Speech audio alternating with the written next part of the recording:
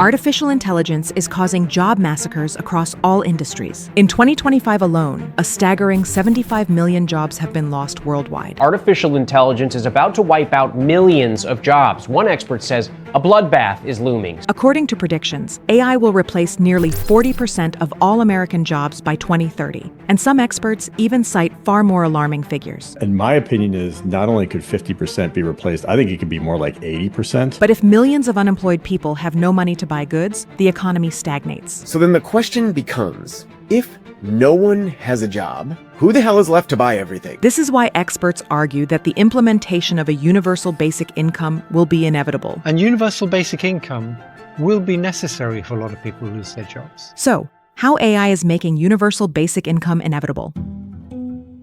In recent years, the idea of a universal basic income has gained popularity due to the rapid growth of AI and automation. But this concept is not new. Discussions about the idea of a universal basic income date back at least to the 16th century, when thinkers began proposing mechanisms to ensure a minimum level of subsistence. It's an idea with an amazing staying power, discussed for centuries, from the founding fathers of the US to today's Silicon Valley tech billionaires. Throughout the 20th century, the concept took shape through academic debates and experiments in countries such as the US and Canada. More recently, it has been tested through pilot programs in various parts of the world. The current labor disruption caused by AI can be compared to the changes observed during the Industrial Revolution. During that period, the introduction of textile machinery and mechanized production systems generated similar fears about massive job losses. At that time, some jobs disappeared, but others were created, and society eventually adapted through industrialization and the expansion of complementary sectors. However, this outcome is far less likely to occur again. The key difference in the AI era is that automation affects not only manual labor, but also intellectual and cognitive functions that were previously considered safe from technological replacement. AI could eliminate half of all entry-level, white-collar jobs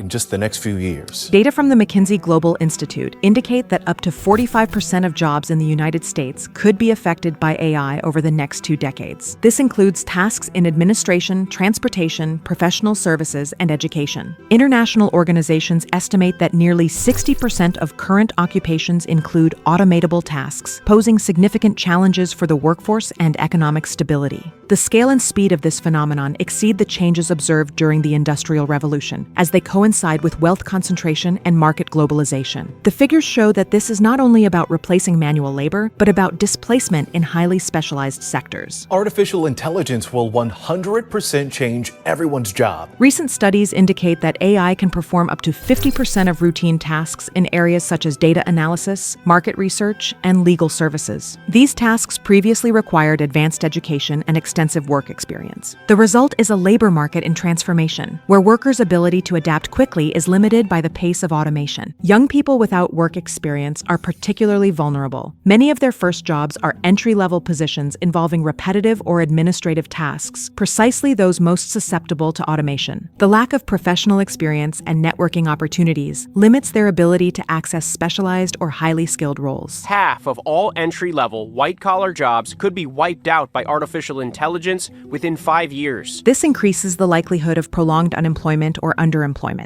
In addition, traditional training programs and professional internships have declined in some sectors due to automation. This reduces access to the practical experience necessary to enter the labor market. The Bureau of Labor Statistics indicate that youth unemployment among those aged 16 to 24 averages around 9%, compared with 4% for the general population. And automation could widen this gap if specific support policies are not implemented. Given this situation, experts and economists have argued that traditional social protection mechanisms, such as unemployment insurance or training programs, may not be sufficient. This reinforces the need to consider policies such as universal basic income as a structural mechanism to ensure economic stability and social cohesion. Even political figures such as Andrew Yang, candidate in the 2020 U.S. presidential primaries, brought the UBI debate into the public sphere. My big idea is a freedom dividend of $1,000 a month for every American adult starting at age 18. Yang says his program is needed because 1 in 3 Americans American jobs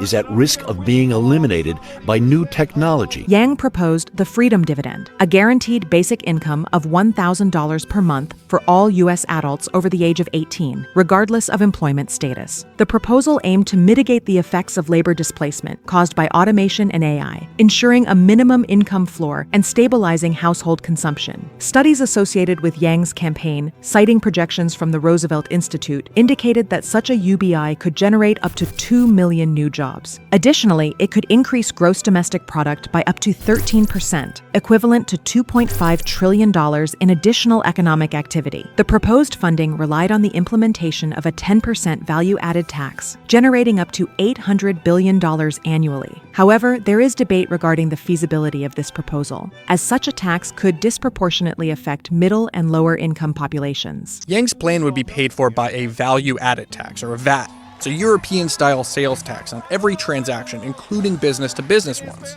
But critics warn that a consumption-based tax like a value-added tax could end up hurting the lower and middle classes harder than the rich. This would be complemented by the consolidation of existing welfare programs. The discussion surrounding the financing of a UBI reflects the magnitude of the challenge. Estimates place the annual cost of Yang's program at $3 trillion, approximately 75% of the U.S. federal budget. Furthermore, experts have emphasized the need to complement UBI with policies focused on lifelong education and workforce retraining. They also highlight the importance of tax systems that capture part of the value generated by automation. At the international level, AI adoption is expected to displace 92 million jobs by 2030, although it may also create employment opportunities in emerging sectors. The implementation of a UBI becomes critical as AI contributes to an increasing concentration of wealth in the hands of technology corporations and owners of automated capital. And if you give a small group of those people too much power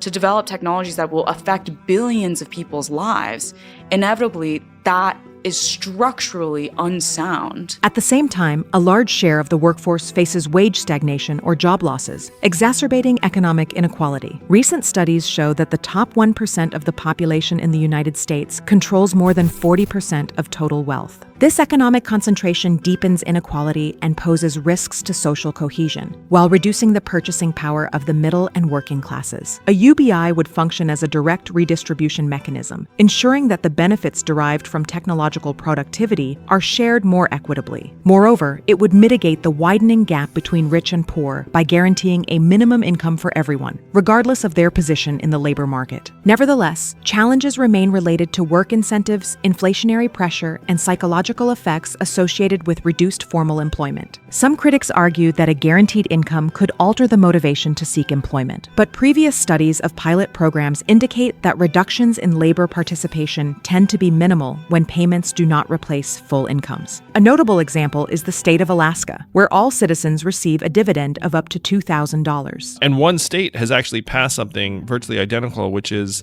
the petroleum dividend of Alaska. Where everyone in that state gets between $1,000 and $2,000 a year, no questions asked. Doesn't matter, you're working, not working, income doesn't matter. This positions UBI as a potential structural solution to ensure economic stability and social cohesion. Andrew Yang's proposal during the 2020 presidential campaign demonstrated how a UBI could function as a mechanism to mitigate the effects of labor displacement. In the AI era, UBI is not merely a progressive ideal, but a pragmatic response to structural changes in the labor market. At Economy Media, your opinion matters to us. Subscribe and let us know what you think in the comments below.